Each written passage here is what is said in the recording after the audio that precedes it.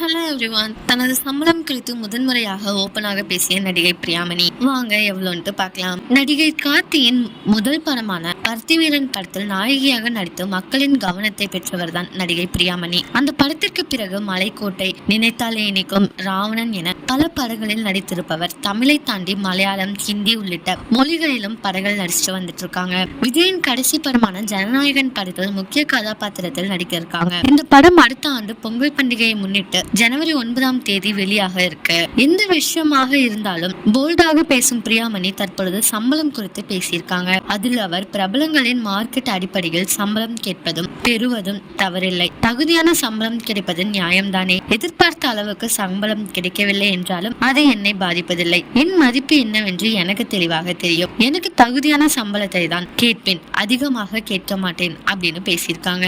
உங்களை யார் யாருக்கெல்லாம் பிரியாமணிய ரொம்ப பிடிக்குமோ அவங்கள கமெண்ட்ல சொல்லுங்க.